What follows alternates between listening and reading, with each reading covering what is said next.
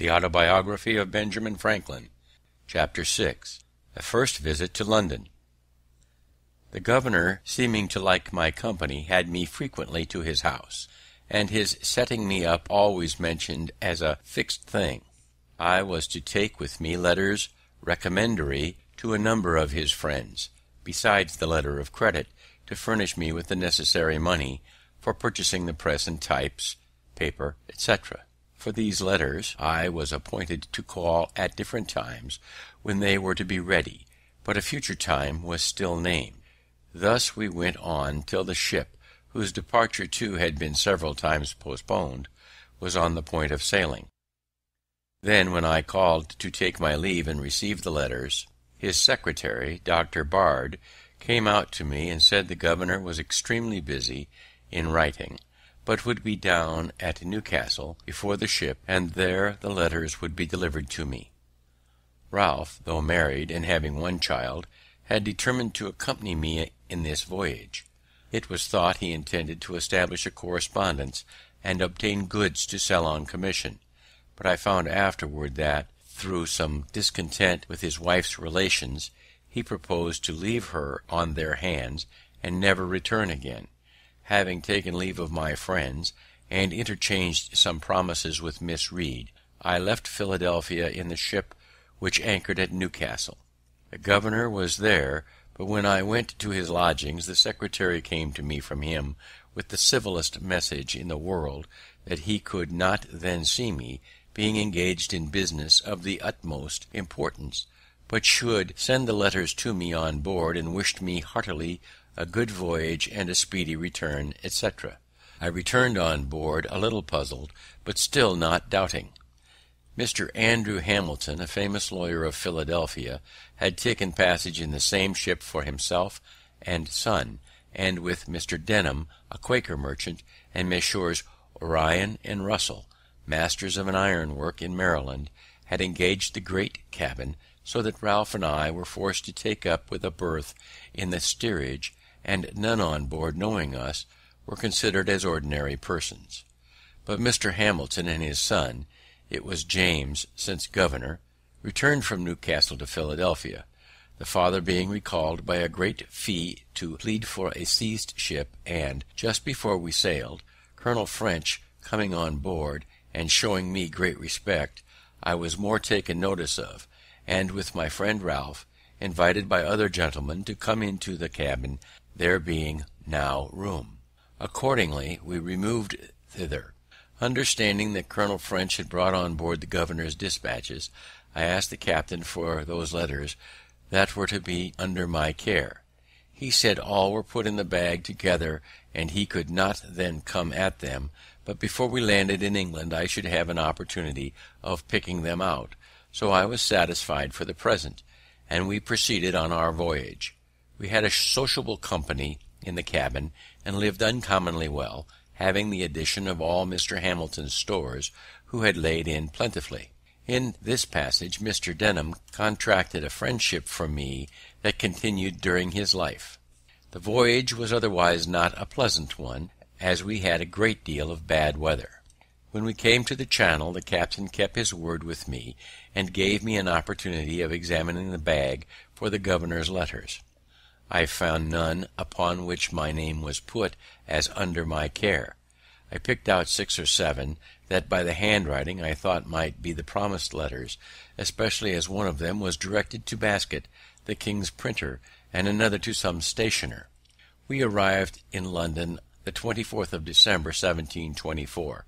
I waited upon the stationer, who came first in my way, delivering the letter as from Governor Keith. "I don't know such a person," says he, but opening the letter, "Oh, this is from Riddlesden. I have lately found him to be a complete rascal, and I will have nothing to do with him, nor receive any letters from him." So, putting the letter into my hands, he turned on his heel and left me to serve some customer. I was surprised to find that these were not the governor's letters, and, after recollecting and comparing circumstances, I began to doubt his sincerity. I found my friend Denham, and opened the whole affair to him.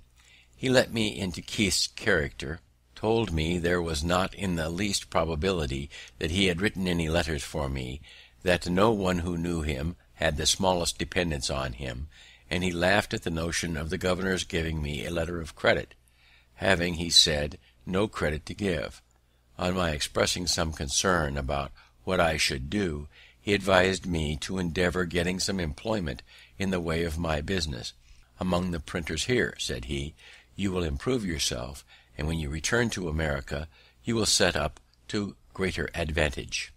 We both of us happened to know, as well as the stationer, that Riddlesden, the attorney, was a very knave.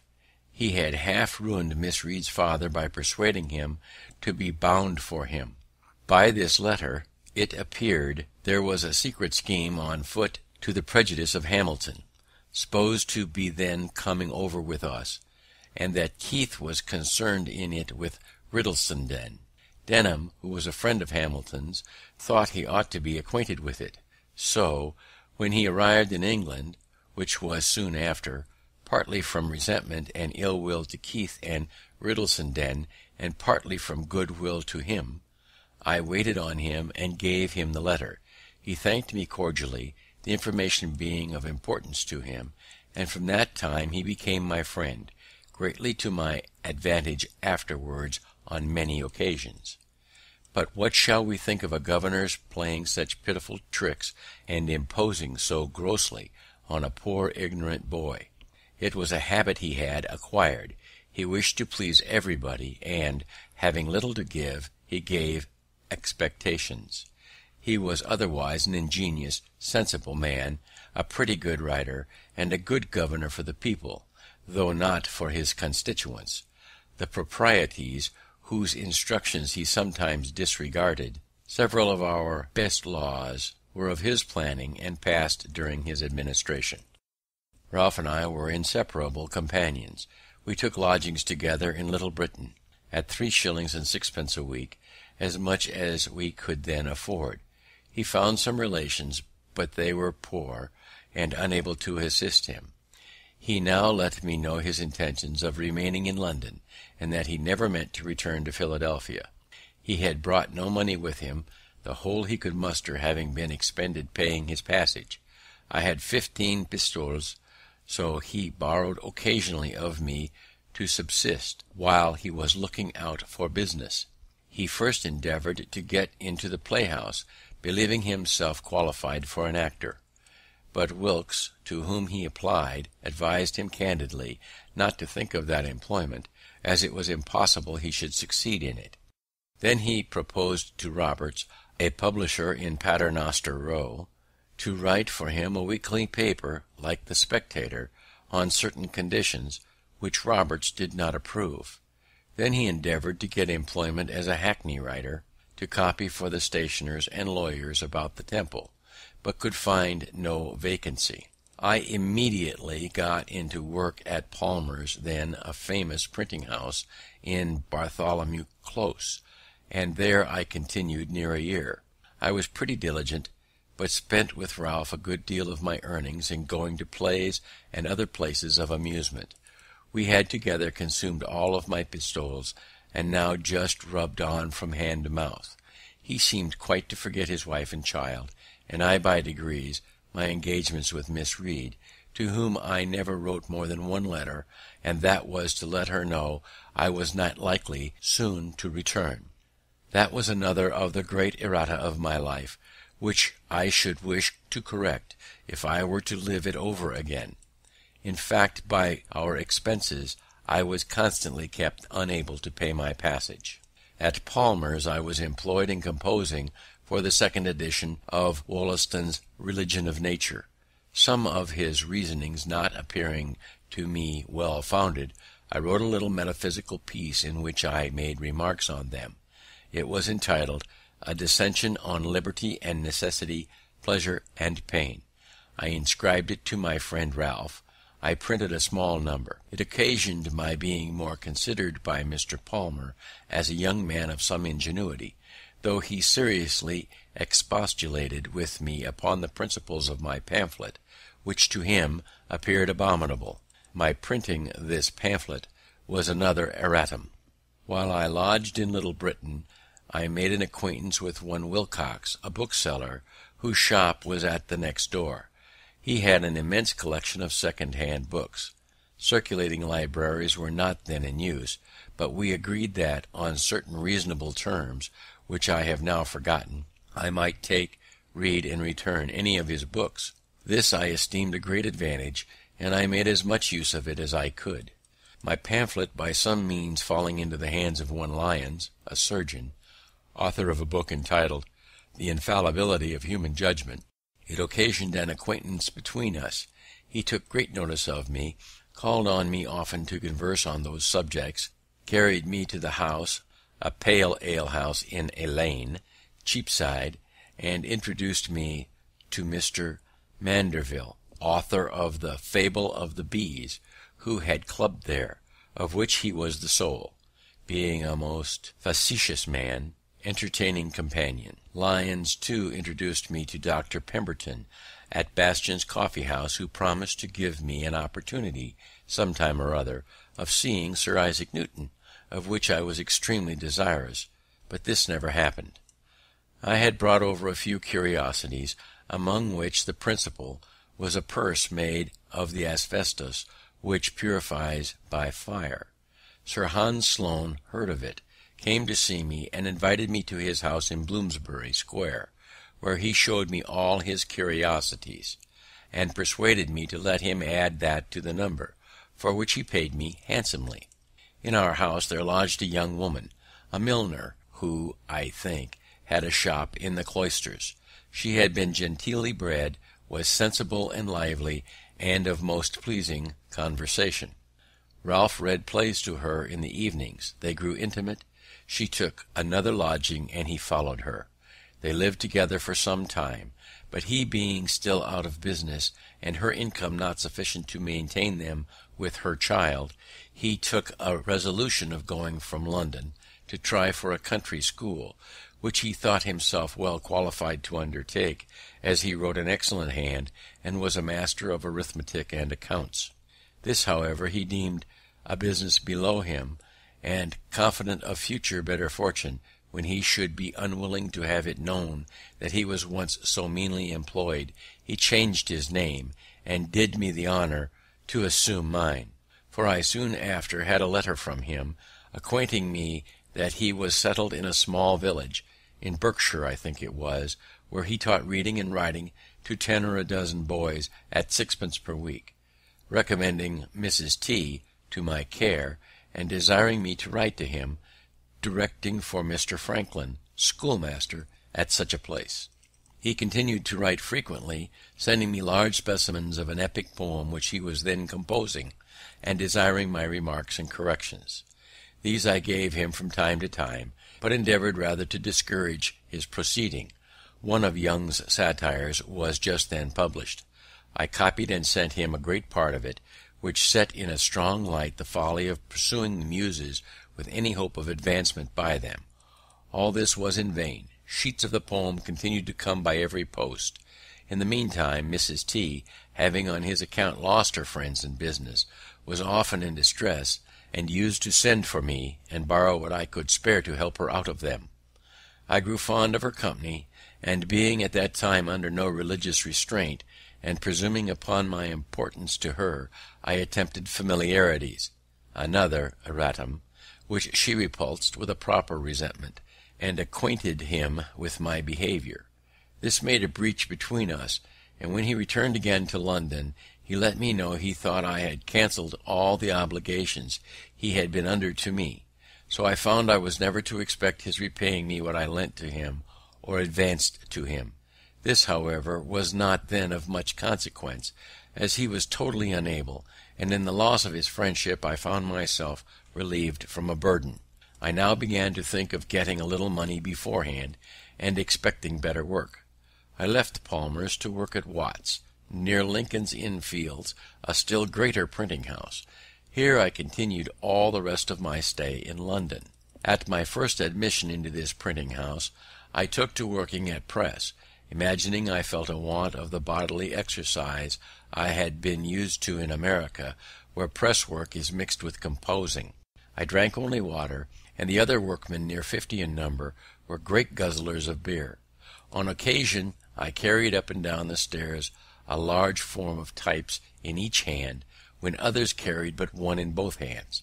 They wondered to see, from this and several instances, what the water American, as they called me, was stronger than themselves, who drank strong beer. We had an alehouse boy who attended always in the house to supply the workmen. My companion at the press drank every day a pint before breakfast, a pint at breakfast with his bread and cheese, a pint between breakfast and dinner, a pint at dinner, a pint in the afternoon about 6 o'clock, and another when he had done his day's work. I thought it a detestable custom, but it was necessary, he supposed, to drink strong beer, that he might be strong to labour. I endeavoured to convince him that the bodily strength afforded by beer could only be in proportion to the grain or flour in the barley, dissolved in the water of which it was made, that there was more flour in a pennyworth of bread, and therefore, if he would eat that with a pint of water, it would give him more strength than a quart of beer. He drank on, however, and had 4 or 5 shillings to pay out of his wages every Saturday night for that muddling liquor, an expense I was free from, and thus these poor devils kept themselves always under. Watts, after some weeks, desiring to have me in the composing room, I left the pressman a new bienvenue, or sum for drink, being 5 shillings, was demanded of me by the compositors. I thought it an imposition, as I had paid below. The master thought it too, and forbade my paying it. I stood about 2 or 3 weeks, was accordingly considered as an excommunicate, and had so many little pieces of private mischief done me by mixing my sorts, transposing my pages, breaking my matter, etc., etc.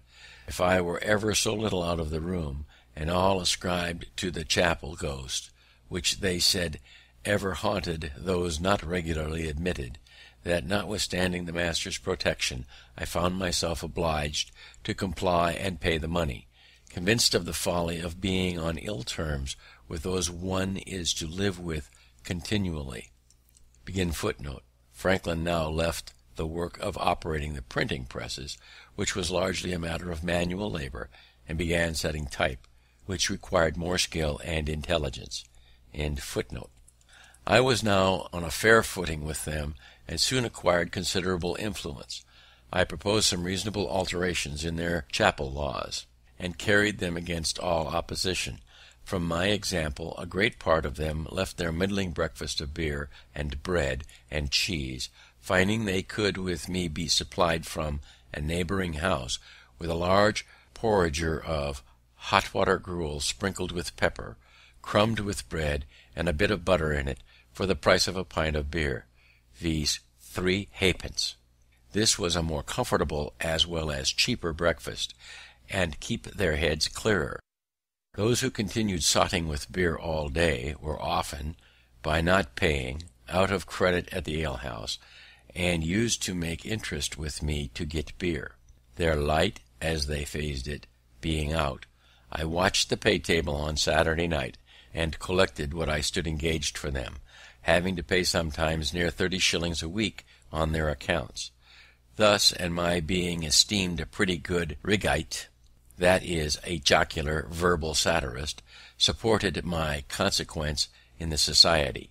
My constant attendance, I never making a St. Monday, recommended me to the master, and my uncommon quickness at composing occasioned my being put upon all work of dispatch, which was generally better paid. So I went now very agreeably. A printing house is called a chapel, because Caxton, the first English printer, did his printing in a chapel connected with Westminster Abbey. St. Monday is a holy day taken to prolong the dissipation of Saturday's wages. My lodging in Little Britain being too remote, I found another in Duke Street opposite the Roman Chapel. It was 2 pair of stairs backwards, at an Italian warehouse.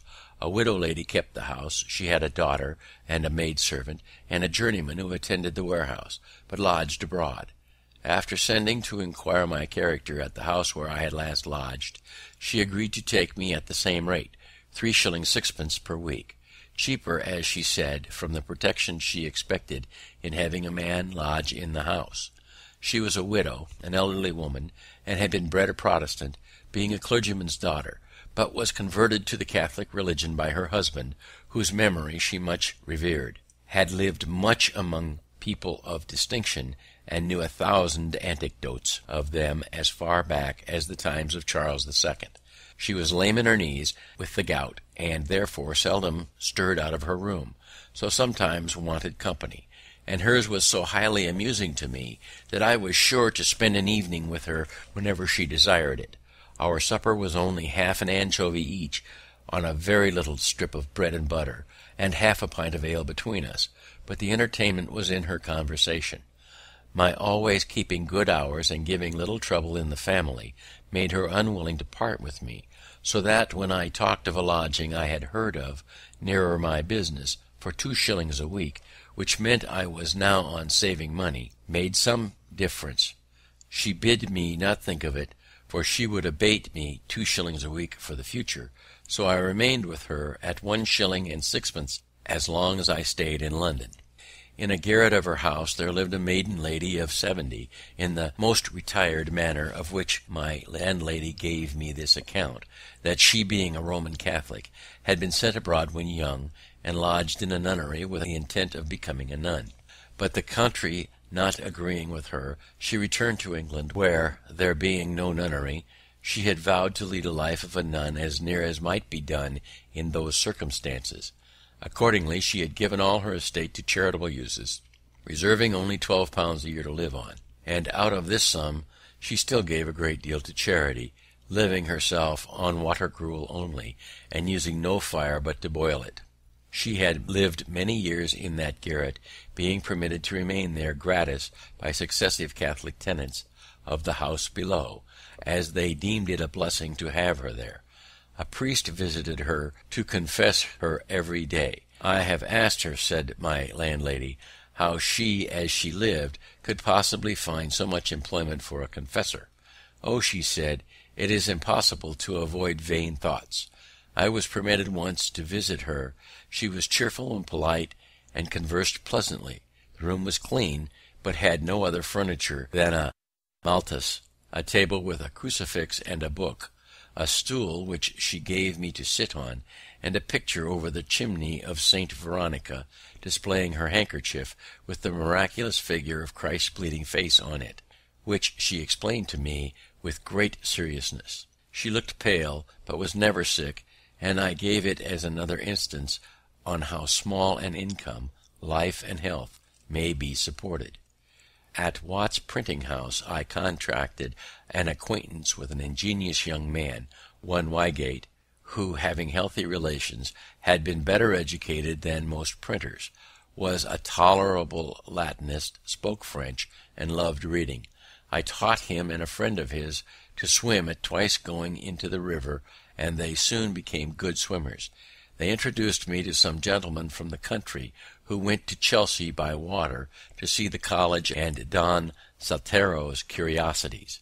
In our return, at the request of the company whose curiosity Wygate had excited, I stripped and leapt into the river and swam from near Chelsea to Blackfriars, performing on the way many feats of activity, both upon and under water, that surprised and pleased those to whom they were novelties.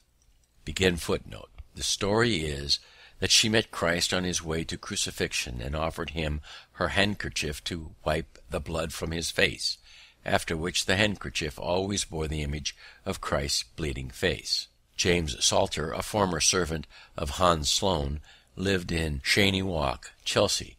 His house, a barber shop, was known as Don Salarto's coffee house. The curiosities were in glass cases, and constituted an amazing and motley collection: a petrified crab from China, a liquefied hog, Job's tears, Madagascar lances, William the Conqueror's flaming sword, and Henry VIII's coat of mail. The swim was of about 3 miles. I had from a child been ever delighted in this exercise, had studied and practised all Trevnor's motions and positions, added some of my own, aiming at the graceful and easy as well as the useful. All these I took this occasion of exhibiting to the company, and was much flattered by their admiration.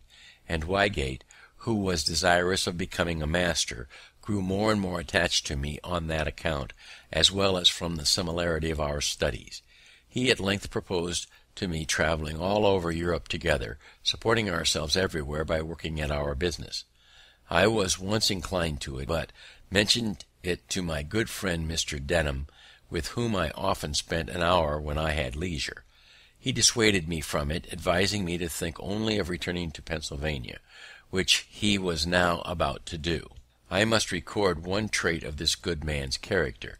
He had formerly been in business at Bristol, but failed in debt to a number of people, compounded, and went to America. There, by a close application to business as a merchant, he acquired a plentiful fortune in a few years. Returning to England in the ship with me, he invited his old creditors to an entertainment, at which he thanked them for the easy composition they had favoured with him, and when they expected nothing but the treat, every man at the first remove found under his plate an order on a banker for the full amount of the unpaid remainder with interest. He now told me he was about to return to Philadelphia, and should carry over a great quantity of goods in order to open a store there. He proposed to take me over as his clerk, to keep his books, in which he would instruct me, copy his letters, and attend the store. He added that as soon as I should be acquainted with mercantile business, he would promote me by sending me with a cargo of flour and bread, etc., to the West Indies, and procure me commission from others which would be profitable, and if I managed well, would establish me handsomely. The thing pleased me, for I was grown tired of London, remembering with pleasure the happy months I had spent in Pennsylvania, and wished again to see it. Therefore I immediately agreed on the terms of £50 a year, about $167, Pennsylvania money, less indeed than my present gettings as a compositor, but affording a better prospect. I took leave of printing as though forever, and was daily employed in the new business, going about it with Mr. Denham among the tradesmen to purchase various articles and seeing them packed up, doing errands, calling upon workmen to dispatch, etc., and when all was on board, I had a few days' leisure. On one of these days I was, to my surprise, sent for by a great man I knew only by name, a Sir William Wyndham, and I waited upon him. He had heard by some means or other of my swimming from Chelsea to Blackfriars, and my teaching Wygate and another young man to swim in a few hours. He had 2 sons about to set out on their travels. He wished to have them first taught swimming, and proposed to gratify me handsomely if I would teach them. They were not yet come to town, and my stay was uncertain, so I could not undertake it, but from this incident I thought it likely that if I were to remain in England and open a swimming school, I might get a good deal of money, and it struck me so strongly that the overture seemed sooner made me, perhaps I should not so soon have returned to America. After many years, you and I had something of more importance to do with one of these sons of Sir William Wyndham, become Earl of Egmont, which I shall mention in its place. Thus I spent about 18 months in London. Most part of the time I worked hard at my business, and spent but little upon myself, except in seeing plays and in books. My friend Ralph had kept me poor. He owed me about £27, which I was now never likely to receive, a great sum out of my small earnings. I loved him, notwithstanding, for he had many admirable qualities. I had by no means improved my fortune, but I had picked up some very ingenious acquaintance, whose conversation was of great advantage to me, and I had read considerably. Chapter 7. Beginning business in Philadelphia. We sailed from Gravesend on the 23rd of July, 1726. For the incidents of the voyage, I refer you to my journal, where you will find them all minutely related. Perhaps the most important part of that journal is the plan to be found in it, which I formed at sea for regulating my future conduct in life. It is the more remarkable as being formed when I was so young, and yet being pretty faithfully adhered to quite through to old age. Footnote: the journal is not found in the manuscript journal, which was left among Franklin's papers. End of footnote. We landed in Philadelphia on the 11th of October, where I found sundry alterations. Keith was no longer governor, being superseded by Mayor Gordon. I met him walking the streets as a common citizen. He seemed a little ashamed at seeing me, but passed without saying anything. I should have been as much ashamed at seeing Miss Reed, had not her friends, despairing with reason of my return after the receipt of my letter, persuaded her to marry another, one Rogers, a potter, which was done in my absence. With him, however, she was never happy, and soon parted from him, refusing to cohabit with him or bear his name, it being now said that he had another wife. He was a worthless fellow, though an excellent workman, which was the temptation to her friends. She got into debt, ran away in 1727 or 1728, went to the West Indies, and died there. Keimer had got a better house, a shop well supplied with stationery, plenty of new types, a number of hands, though none good, and seemed to have a great deal of business. Mr. Denham took a store in Water Street, where we opened our goods. I attended the business diligently, studied accounts, and grew in a little time expert at selling. We lodged and boarded together.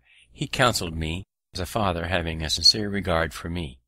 I respected and loved him, and we might have gone on together very happy. But in the beginning of February 1726-1727, when I had just passed my 21st year, we both were taken ill. My distemper was a pleurisy, which very nearly carried me off. I suffered a good deal, gave up the point in my own mind, and was rather disappointed when I found myself recovering, regretting in some degree that I must now some time or other have all that disagreeable work to do over again.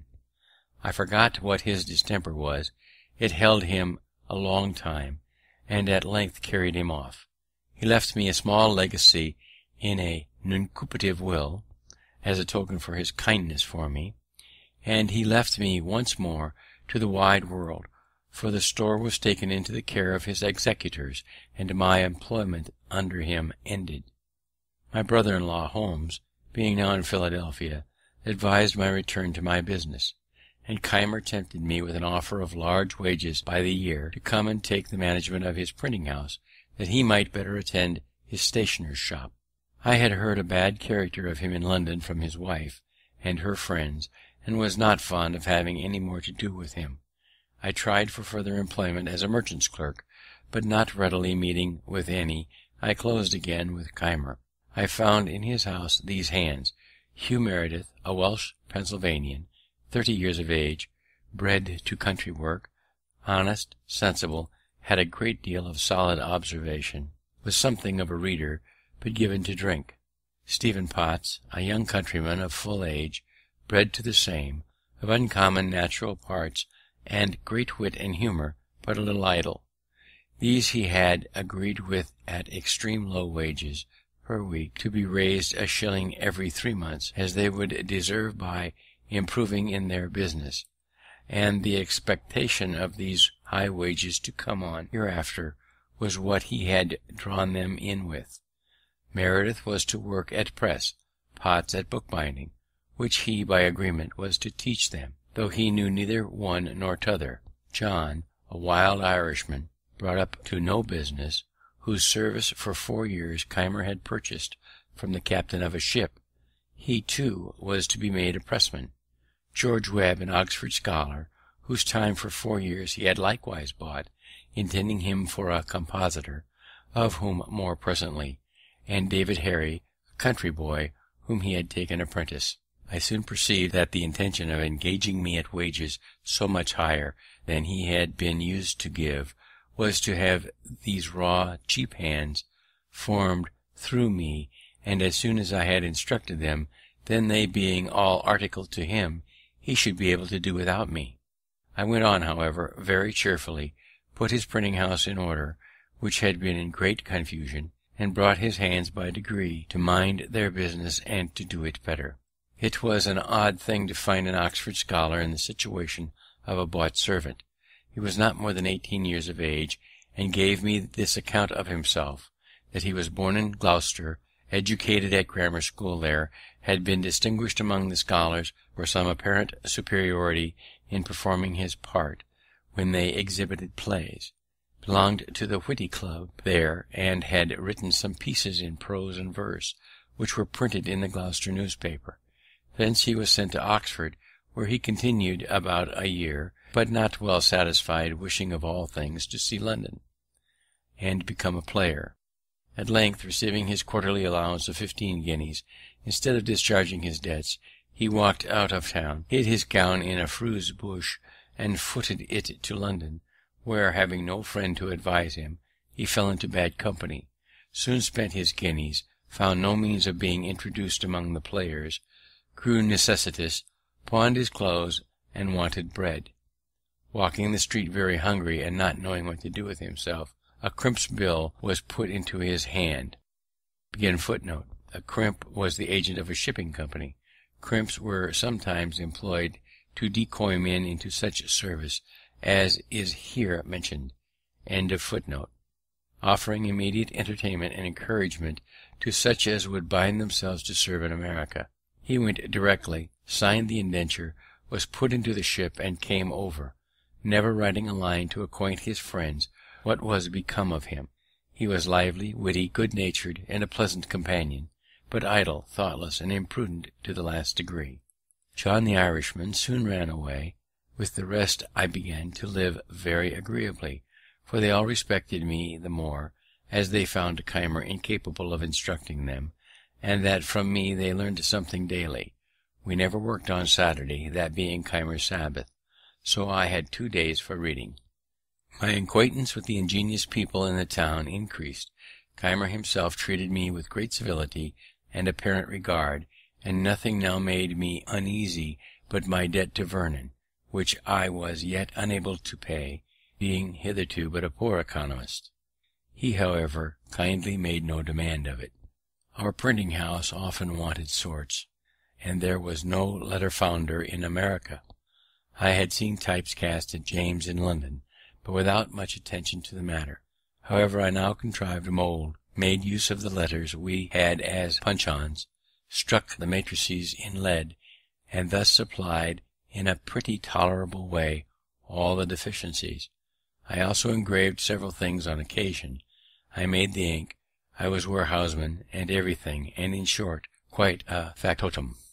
But however serviceable I might be, I found that my services became every day of less importance as the other hands improved in the business, and when Keimer paid my second quarter's wages, he let me know that he felt them too heavy, and thought I should make an abatement.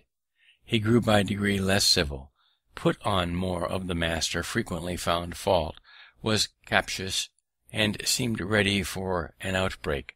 I went on, nevertheless, with a good deal of patience, thinking that his encumbered circumstances were partly the cause.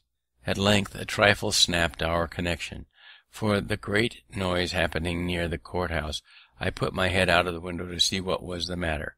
Keimer, being in the street, looked up and saw me, called out to me in a loud voice and angry tone to mind my business, adding some reproachful words that netted me the more for their publicity, all of the neighbours who were looking out on the same occasion being witness how I was treated. He came up immediately into the printing house, continued the quarrel, high words passed on both sides. He gave me a quarter's warning we had stipulated, expressing a wish that he had not been obliged so long a warning.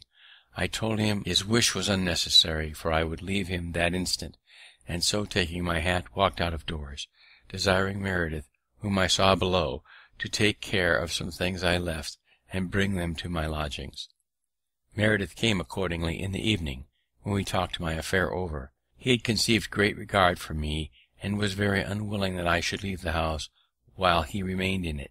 He dissuaded me from returning to my native country, which I began to think of He reminded me that Keimer was in debt for all he possessed, that his creditors began to be uneasy, that he kept his shop miserably, sold often without profit for ready money, and often trusted without keeping accounts, that he must therefore fail, which would make a vacancy I might profit of.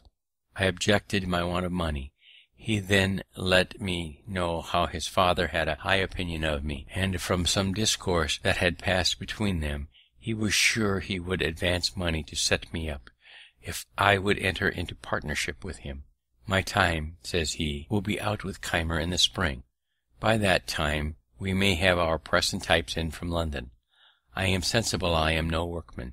If you like it, your skill in the business shall be set against the stock I furnish, and we will share the profits equally. The provision was agreeable, and I consented. His father was in town, and approved of it, the more as he saw I had great influence with his son, had prevailed on him to abstain long from dram drinking, and he hoped might break him of that wretched habit entirely. When we came to be so closely connected, I gave an inventory to the father, who carried it to a merchant. The things were sent for. The secret was to be kept until they should arrive, and in the meantime I was to get work, if I could, at the other printing house. But I found no vacancy there, and so remained idle a few days, while Keimer, on a prospect of being employed to print some paper money in New Jersey, which would require cuts and various types that I only could supply, and apprehending Bradford might engage me and get the job from him, sent me a very civil message, that old friends should not part for a few words, the effect of sudden passion, and wishing me to return. Meredith persuaded me to comply, as it would give more opportunity for his improvement under my daily instruction. So I returned, and we went on more smoothly than for some time before. The New Jersey job was obtained. I contrived a copperplate press for it, the first that had been seen in the country. I cut several ornaments and checks for the bills. We went together to Burlington, where I executed the whole to satisfaction, and he received so large a sum for the work as to be enabled thereby to keep his head much longer above water. At Burlington I made an acquaintance with many principal people of the province. Several of them had been appointed by the Assembly's committee to attend the press, and take care that no more bills were printed than the law directed. They were therefore by turns constantly with us, and generally he who attended brought with him a friend or two for company. My mind having been much more improved by reading than Keimer's, I supposed it was for that reason my conversation seemed to be more valued. They had me to their houses, introduced me to their friends, and showed me much civility, while he, though the master, was a little neglected. In truth, he was an odd fish, ignorant of the common life, fond of rudely opposing received opinions, slovenly to extreme dirtiness, enthusiastic in some points of religion, and a little knavish withal. We continued there near 3 months, and by the time I could reckon among my acquired friends Judge Allen, Samuel Bustill, the secretary of the province, Isaac Pearson, Joseph Cooper, and several of the Smiths, members of the Assembly, and Isaac Decow, the surveyor general. The latter was a shrewd, sagacious old man, who told me that he began for himself when young by wheeling clay for brickmakers, learned to write after he was of age, carried the chain for surveyors who taught him surveying, and he now by his industry acquired a good estate, and says he, I foresee that you will soon work this man out of his business, and make a fortune in it at Philadelphia. He had not then the least intimation of my intention to set up there or anywhere. These friends were afterwards of great use to me, as I occasionally was to some of them. They all continued their regard for me as long as they lived. Before I enter upon my public appearance in business, it may be well to let you know the then state of my mind with regard to my principles and morals, that you may see how far those influenced the future events of my life. My parents had early given me religious impressions, and brought me through my childhood piously in the dissenting way. But I was scarce 15 when, after doubting by turns of several points, as I found them disputed in the different books I read, I began to doubt of revelation itself. Some books against deism fell into my hands. They were said to be the substance of sermons preached by Boyle's lectures, It happened that they wrought an effect on me quite contrary to what was intended by them, for the arguments of the deists, which were quoted to be refuted, appeared to me much stronger than the refutations. In short, I soon became a thorough deist. My arguments perverted some others, particularly Collins and Ralph, but each of them having afterwards wronged me greatly without the least compunction, and recollecting Keith's conduct toward me, who was another freethinker, and my own towards Vernon and Miss Reed, which at times gave me great trouble, I began to suspect that this doctrine, though it might be true, was not very useful.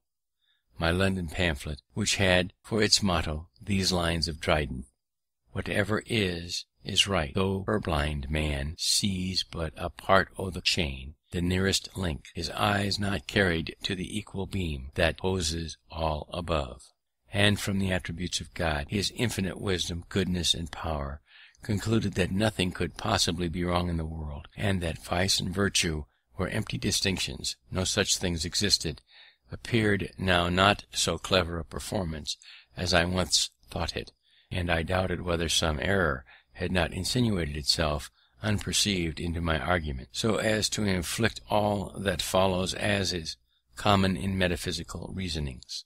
I grew convinced that truth, sincerity, integrity in dealings between man and man were of the utmost importance to the felicity of life, and I formed written resolutions, which still remain in my journal book, to practice them ever while I lived. Revelation had indeed no weight with me as such, but I entertained an opinion that, though certain actions might not be bad because they were forbidden by it, or good because it commanded them, yet probably these actions might be forbidden because they were bad for us, or commanded because they were beneficial to us in their own natures, all the circumstances of things being considered, and this persuasion with the kind hand of Providence, or some other guardian angel, or accidental favourable circumstances and situations, or all together, preserved me through this dangerous time of youth, and the hazardous situations I was sometimes in among strangers, remote from the eye and advance of my father, without my wilful gross immorality or injustice that might have been expected from my want of religion. I say wilfully, because the instances I have mentioned had something of necessity in them. From my youth, inexperience, and the naivety of others, I had therefore a tolerable character to begin the world with. I valued it properly, and determined to perceive it. We had not been long returned to Philadelphia before the new types arrived from London. We settled with Keimer, and left him by his consent before he heard of it. We found a house to hire near the market, and took it, to lessen the rent, which was then but £24 a year, though I have since known it to let for 70. We took in Thomas Godfrey, a glazier, and his family, who were to pay a considerable part of it to us, and we boarded with them. We had scarce opened our letters and put our press in order, before George House, an acquaintance of mine, brought a countryman to us whom he had met in the street inquiring for a printer.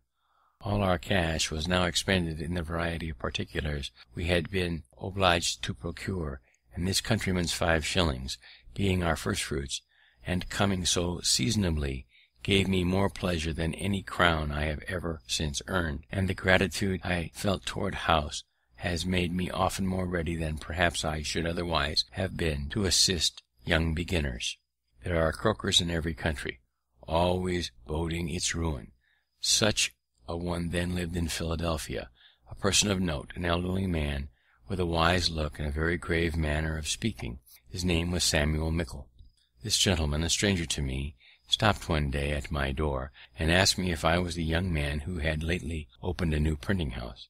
Being answered in the affirmative, he said he was sorry for me, because it was an expensive undertaking, and the expense would be lost, for Philadelphia was a sinking place, the people already half bankrupt or near being so, all appearances to the contrary, such as new buildings and the rise of rents, being to his certain knowledge fallacious, for they were in fact among the things that would soon ruin us, and he gave me a detail of misfortunes now existing, or that were soon to exist, that he left me half melancholy. Had I known him before I engaged in this business, probably I should never have done it.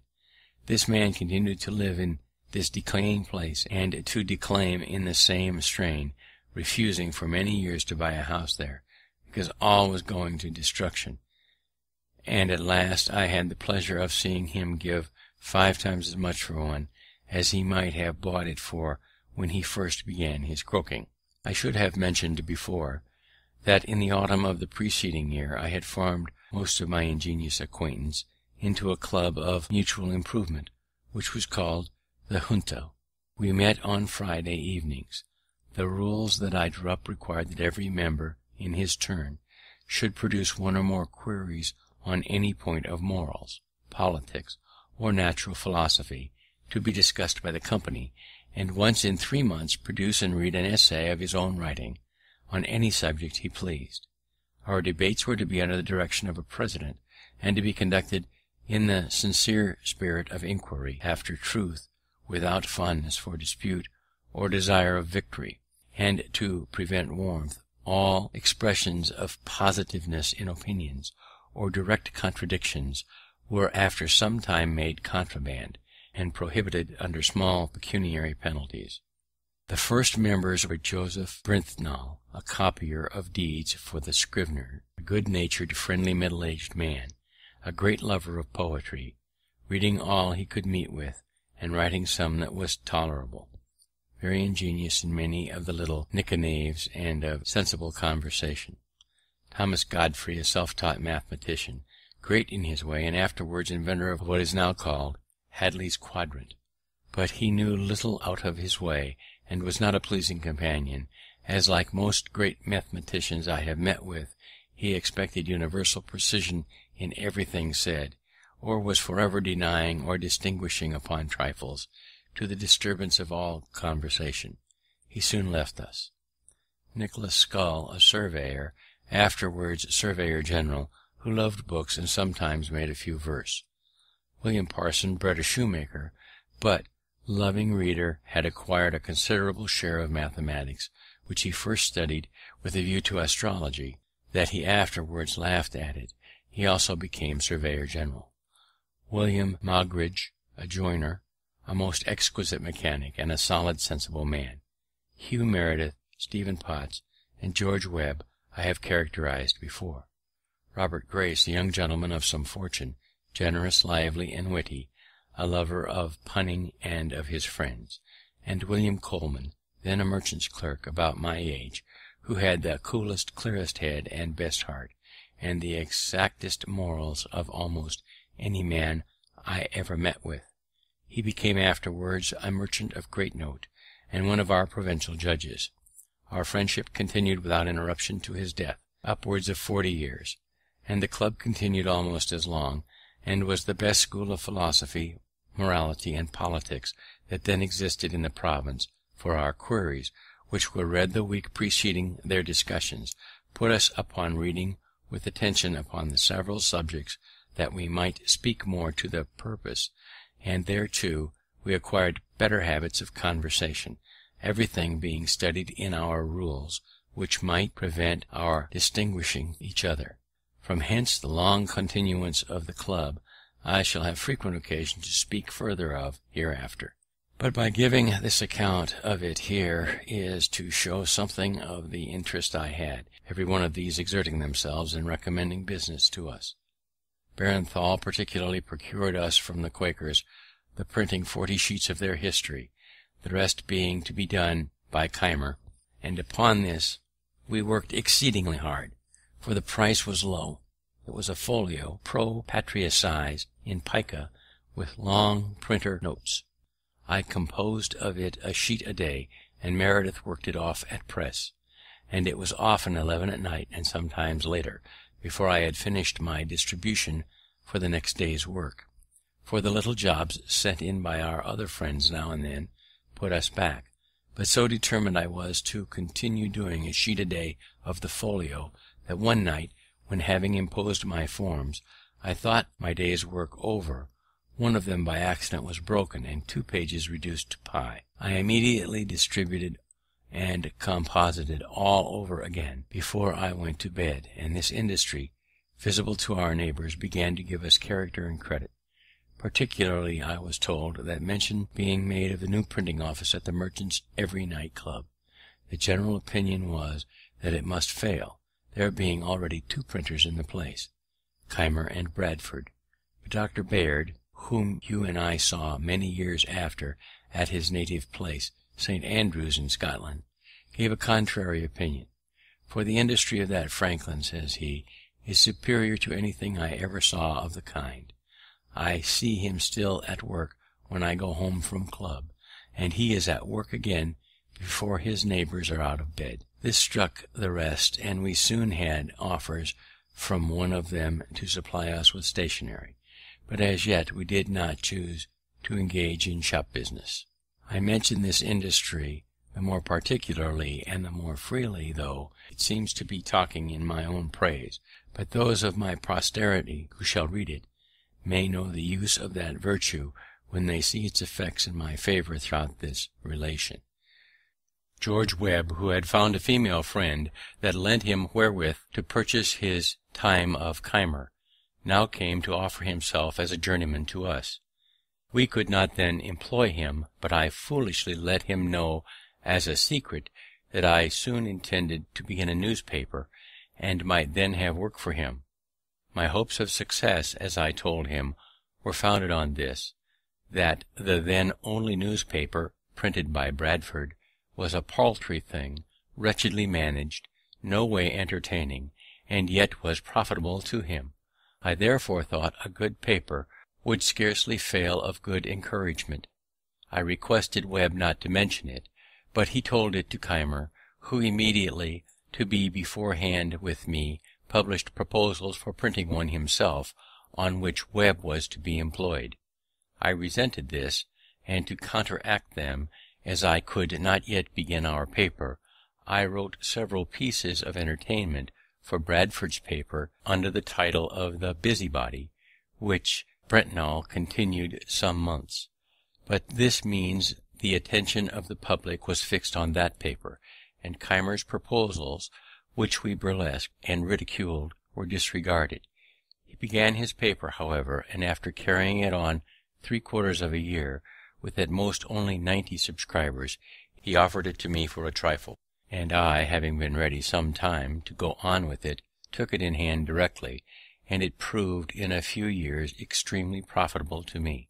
I perceive that I am apt to speak in the singular number, though our partnership still continued. The reason may be that, in fact, the whole management of the business lay upon me. Meredith was no compositor, a poor pressman, and seldom sober. My friends lamented my connection with him, but I was to make the best of it. Our first papers made a quite different appearance from any before in the province, a better type and better printed, but some spirited remarks of my writing on the dispute then going on between Governor Burnet and the Massachusetts Assembly struck the principal people, occasioned the paper and the manager of it to be talked of, and in a few weeks brought them all to be our subscribers. The example was followed by many, and our number went on growing continually. This was one of the first good effects of my having learnt a little scribble. Another was, that the leading men, seeing a newspaper now in the hands of one who could also handle a pen, thought it convenient to oblige and encourage me. Bradford still printed the votes and laws and other public business. He had printed an address of the House to the Governor in a coarse, blundering manner. We reprinted it elegantly and correct, and sent out to every member. They were sensible to the difference.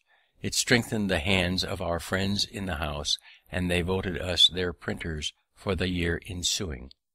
Among my friends in the House, I must not forget Mr. Hamilton, before mentioned, who was then returned from England, and had a seat in it. He interested himself for me strongly in that instance, as he did in many others afterwards, continuing his patronage until his death.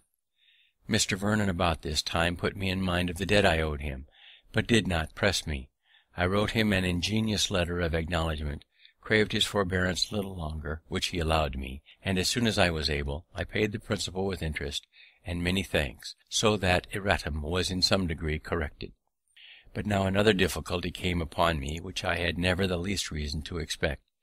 Mr. Meredith's father, who was to have paid for our printing house, according to the expectations given me, was able to advance only £100 currency, which had been paid, and 100 more was due to the merchant, who grew impatient, and sued us all. We gave bail, but saw that, if the money could not be raised in time, the suit must soon come to judgment and execution, and our hopeful prospects must with us be ruined, as the press and letters must be sold for payment, perhaps at half price. In this distress, two true friends, whose kindness I have never forgotten, nor ever shall forget while I can remember anything, came to me separately, unknown to each other, and without any application from me, offering each of them to advance me all the money that should be necessary to enable me to take the whole business upon myself, if that should be practicable. But they did not like my continuing the partnership with Meredith, who, as they said, was often seen drunk in the streets, and playing at low games in alehouses, much to our discredit. These two friends were William Coleman and Robert Grace. I told them I could not propose a separation while any prospect remained of the Merediths fulfilling their part of our agreement, because I thought myself under great obligation to them for what they had done, and would do if they could. But if they finally failed in their performance, and our partnership must be dissolved, I should then think myself at liberty to accept the assistance of my friends. Thus the matter rested for some time, when I said to my partner, "Perhaps your father is dissatisfied at the part you have undertaken in this affair of ours, and is unwilling to advance for you and me what he would for you alone. If that is the case, tell me, and I will resign the whole to you and go about my business." "No," said he, "my father has really been disappointed, and is really unable, and I am unwilling to distress him further. I see this is a business. I am not fit for it. I was bred a farmer, and it was a folly in me to come to town and put myself at 30 years of age an apprentice to learn a new trade. Many of our Welsh people are going to settle in North Carolina, where land is cheap. I am inclined to go with them and follow my old employment, but you may find friends to assist you, if you will take the debts of the company upon you, return to my father the £100 he has advanced, pay my little personal debts, and give me £30 and a new saddle. I will relinquish the partnership and leave the whole in your hands." I agreed to this proposal. It was drawn up in writing, signed and sealed immediately. I gave him what he demanded, and he went soon after to Carolina, from which he sent me next year 2 long letters, containing the best account that had been given of that country, the climate, the soil, husbandry, etc., for in those matters he was very judicious. I printed them in the papers, and they gave great satisfaction to the public. As soon as he was gone, I recurred to my two friends, and because I would not give an unkind preference to either, I took half of what each had offered, and I wanted of one, and half of the other, paid off the company's debts, and went on with the business in my own name, advertising that the partnership was dissolved. I think it was in or about the year 1729. Chapter 7. Chapter 8. Business Success and First Public Service. About this time there was a cry among the people for more paper money, only £15,000 being extant in the province, and that soon to be sunk. The wealthy inhabitants opposed any addition, being against all paper currency, from an apprehension that it would depreciate, as it had done in New England, to the prejudice of all creditors. We had discussed this point in our junta, where I was on the side of an addition, being persuaded that the first small sum, struck in 1723, had done much good by increasing the trade, employment, and number of inhabitants in the province. Since I now saw all the old houses inhabited, and many new ones building, whereas I remembered well that when I first walked about the streets of Philadelphia, eating my roll, I saw most of the houses on Walnut Street, between Second and Front Streets, with bills on their doors, "To be let," and many likewise in Chestnut Street, and other streets, which made me think the inhabitants of the city were deserting it one after another. Our debates possessed me so fully of the subject that I wrote and printed an anonymous pamphlet on it entitled The Nature and Necessity of a Paper Currency. It was well received by the common people in general, but the rich men disliked it, for it increased and strengthened the clamour for more money, and they, happening to have no writers among them that were able to answer it, their opposition slackened, and the point was carried by a majority in the House. My friends there, who conceived I had been of some service, thought fit to reward me by employing me in printing the money, a very profitable job, and a great help to me. This was another advantage gained by my being able to write. The utility of this currency became by time and experience so evident as never afterward to be much disputed, so that it grew soon to 55,000 pounds, and in 1739 to 80,000 pounds, since which it rose during war to upwards of 350,000 pounds. Trade, building, and inhabitants all the while increased, though I now think there are limits beyond which the quantity may be hurtful. Paper money is a promise to pay its face value in gold or silver. When a state or nation issues more such promises than there is likelihood of its being able to redeem, the paper representing the promises depreciates in value.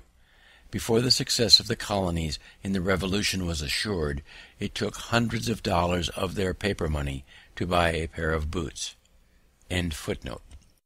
I soon after obtained, through my friend Hamilton, the printing of the Newcastle paper money, another profitable job, as I then thought it, small things appearing great to those in small circumstances.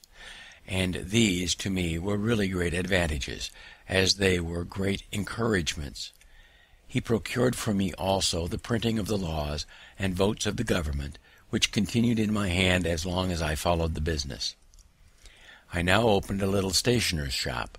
I had in it blanks of all sorts, the correctest that ever appeared among us, being assisted in that by my friend Brennetnall. I had also paper, parchment, chapman's books, etc. One Whitemarsh, a compositor I had known in London, an excellent workman, now came to me and worked with me continuously and diligently, and I took an apprentice, the son of Aquilla Rose. I began gradually to pay off the debt I was under for the printing house. In order to secure my credit and character as a tradesman, I took care not only to be in reality industrious and frugal, but to avoid all appearances to the contrary. I dressed plainly. I was seen in no places of idle diversion. I never went out a-fishing or shooting. A book, indeed, sometimes debauched me from my work, but that was seldom, snug, and gave no scandal, and to show I was not above my business, I sometimes brought home the paper I purchased at the stores through the streets on a wheelbarrow, thus being esteemed as an industrious, thriving young man, and paying duly for what I bought. The merchants who imported stationery solicited my custom. Others proposed supplying me with books. I went on swimmingly. In the meantime, Keimer's credit and business declining daily, he was at last forced to sell his printing house to satisfy his creditors. He went to Barbados, and there lived some years in very poor circumstances. His apprentice, David Harry, whom I had instructed while I worked with him, set up in his place at Philadelphia, having bought his materials. I was at first apprehensive of a powerful rival in Harry, as his friends were very able and had a good deal of interest. I therefore proposed a partnership to him, which he, fortunately for me, rejected with scorn. He was very proud, dressed like a gentleman, lived expensively, took much diversion and pleasure abroad, ran in debt, and neglected his business, upon which all business left him, and finding nothing to do, he followed Keimer to Barbados, taking the printing house with him. There this apprentice employed his former master as a journeyman. They quarrelled often. Harry went continually behindhand, and at length was forced to sell his types and return to his country work in Pennsylvania. The person that bought them employed Keimer to use them, but in a few years he died. There remained now no competitor with me in Philadelphia, but the old one, Bradford, who was rich and easy, did a little printing now and then by straggling hands, but was not very anxious about the business. However, he kept the post office. It was imagined he had better opportunities of obtaining news. His paper was thought a better distributor of advertisements than mine, and therefore had many more, which was a profitable thing to him, and a disadvantage to me. For though I did indeed receive and send papers by the post, yet the public opinion was otherwise. For what I did send was by bribing the writers, who took them privately, Bradford being unkind enough to forbid it, which occasioned some resentment on my part, and I thought so meanly of him for it, that, when I afterward came into his situation, I took care never to imitate it. I had hitherto continued to board with Godfrey, who lived in part of my house with his wife and children, and had one side of the shop for his glazier's business, though he worked little, being always absorbed in his mathematics. Mrs. Godfrey projected a match for me with a relation's daughter, took opportunities of bringing us often together, till a serious courtship on my part ensued, the girl being in herself very deserving. The old folks encouraged me by continual invitations to supper, and by leaving us together, till at length it was time to explain. Mrs. Godfrey managed our little treaty. I let her know that I expected as much money with their daughter as would pay off my remaining debt for the printing house, which I believe was not then above £100. She brought me word they had no such sum to spare. I said they might mortgage their house in the loan office. The answer to this, after some days, was that they did not approve the match, that on inquiry of Bradford they had been informed the printing business was not a profitable one, that types would soon be worn out and more wanted, that S. Keimer and D. Harry had failed one after the other, and I should probably soon follow them, and therefore I was forbidden the house and the daughter shut up. Whether this was a real change of sentiment or only artifice, on a supposition of our being too far engaged in affection to retract, and therefore that we should steal a marriage, which would leave them at liberty to give or withhold what they pleased, I know not, but I suspect the latter, resented it, and went no more. Mrs. Godfrey brought me afterwards some more favourable accounts of their disposition, and would have drawn me on again, but I declared absolutely my resolution to have nothing more to do with that family. This was resented by the Godfreys. We differed, and they removed, leaving me the whole house, and I resolved to take no more inmates.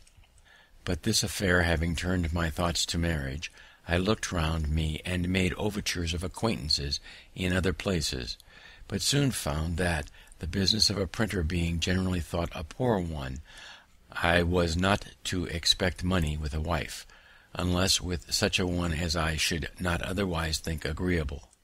A friendly correspondence, as neighbours and old acquaintances, had continued between me and Mrs. Reed's family, who all had a regard for me from the time of my first lodging in their house. I was often invited there, and consulted in their affairs, wherein I sometimes was of service. I pitied poor Miss Reed's unfortunate situation, who was generally dejected, seldom cheerful, and avoided company. I considered my giddiness and inconsistency when in London as a great degree the cause of her unhappiness, though the mother was good enough to think the fault more her own than mine, as she had prevented our marrying before I went thither, and persuaded the other match in my absence. Our mutual affection was revived, but there was now great objections to our union.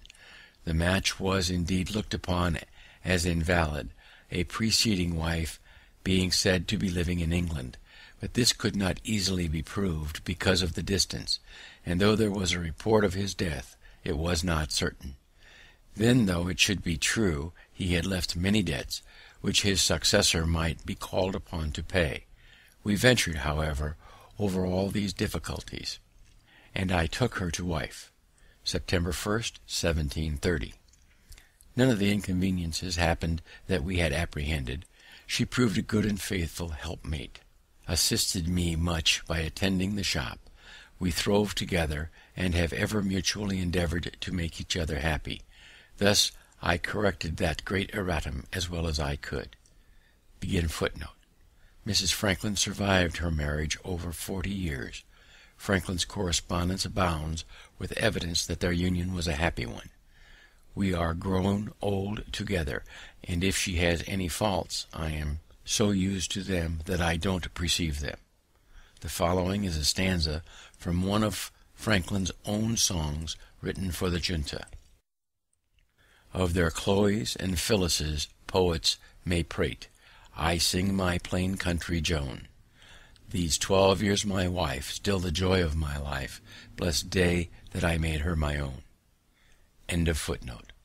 About this time our club meeting, not at a tavern, but in a little room of Mr. Grace's, set apart for that purpose, a proposition was made by me that, since our books were often referred to in our disquisitions upon the queries, it might be convenient for us to have them together where we met, that upon occasion they might be consulted, and by thus clubbing our books to a common library, we should, while we liked to keep them together, have each of us the advantage of using the books of all the other members, which would be nearly as beneficial as if we each owned the whole.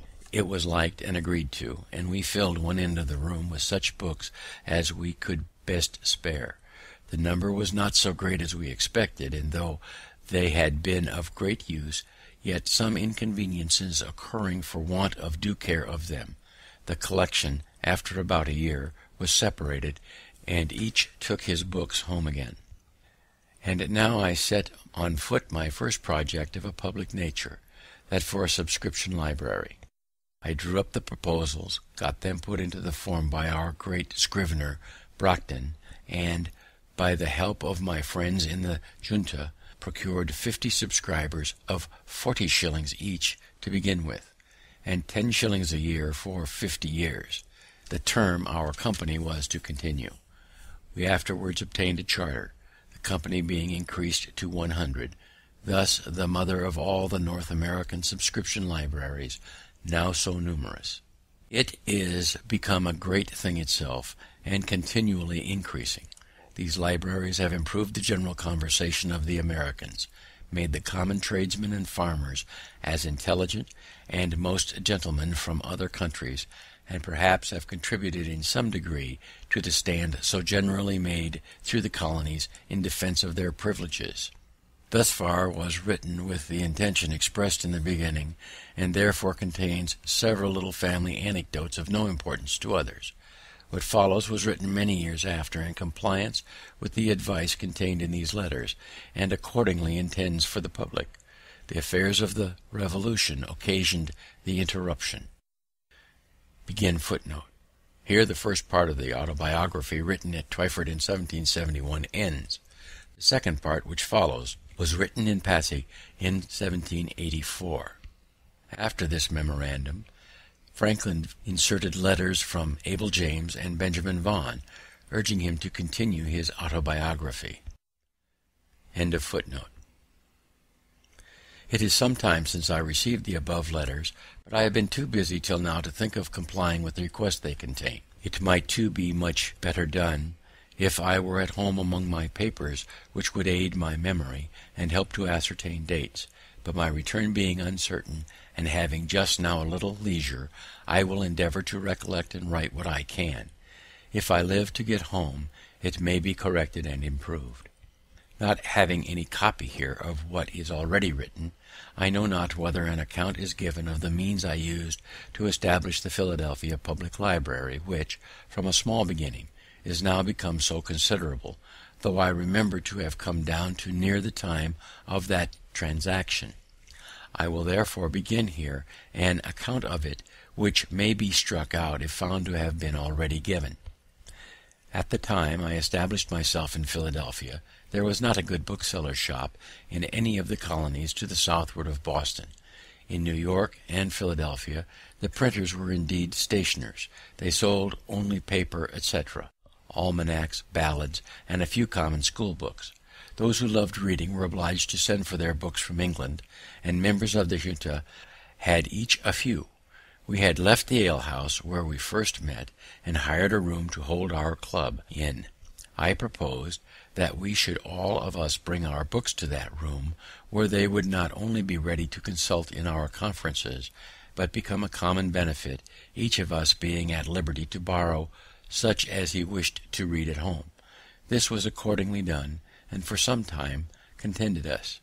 Finding the advantage of this little collection, I proposed to render the benefit from books more common by commencing a public subscription library. I drew a sketch from the plan and rules that would be necessary, and got a skilful conveyancer, Mr. Charles Brockton, to put the whole in form of articles of agreement to be subscribed, by which each subscriber engaged to pay a certain sum down for the first purchase of books, and an annual contribution for increasing them. So few were the readers at that time in Philadelphia, and the majority of us so poor, that I was not able, with great industry, to find more than 50 persons, mostly young tradesmen, willing to pay down for this purpose 40 shillings each, and 10 shillings per annum.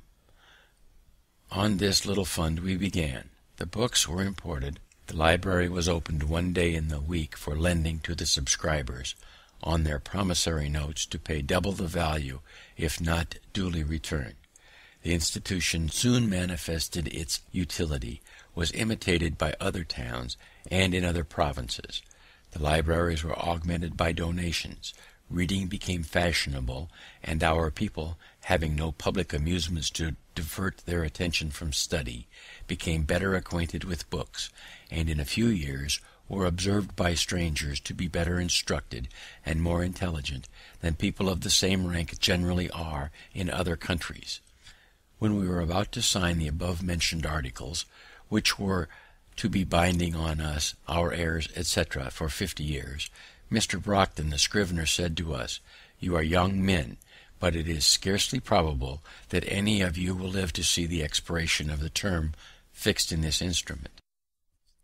A number of us, however, are yet living, but the instrument was after a few years rendered null by a charter that incorporated and gave perpetuity to the company.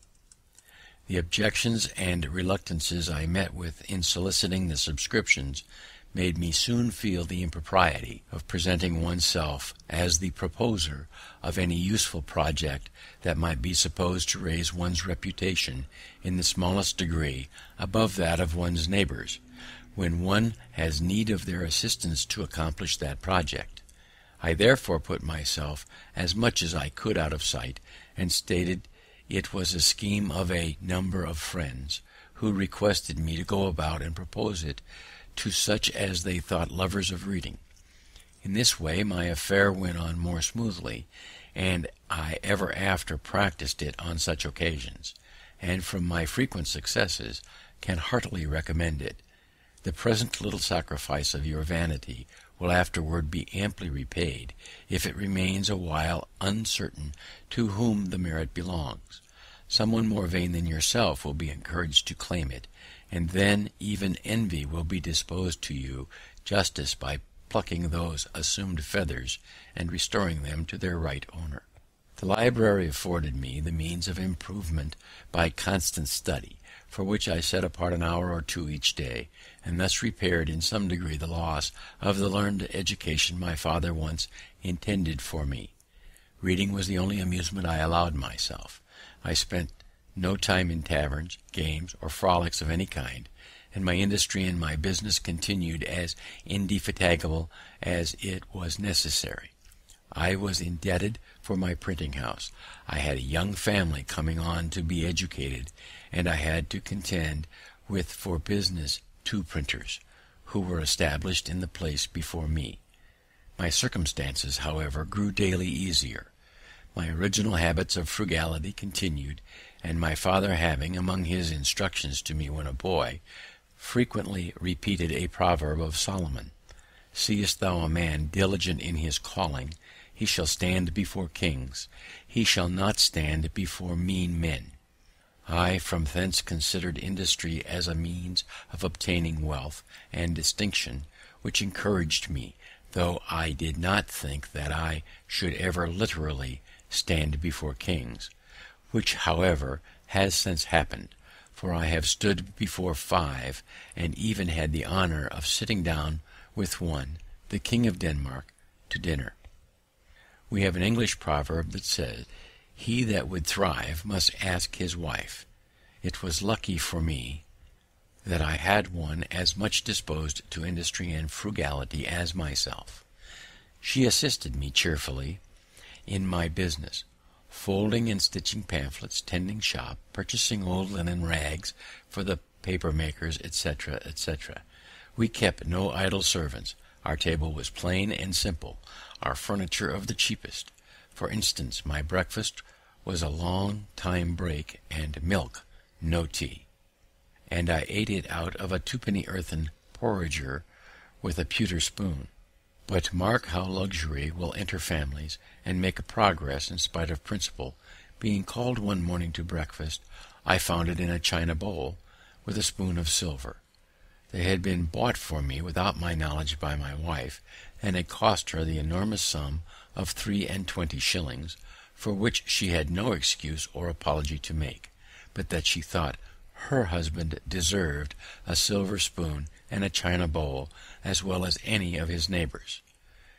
This was the first appearance of plate and china in our house, which afterward, in a course of years, as our wealth increased, augmented gradually to several £100 in value.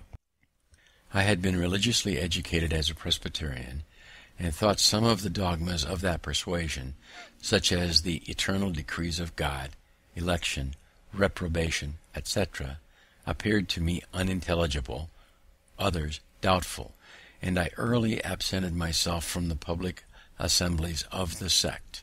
Sunday being my study day, I never was without some religious principles.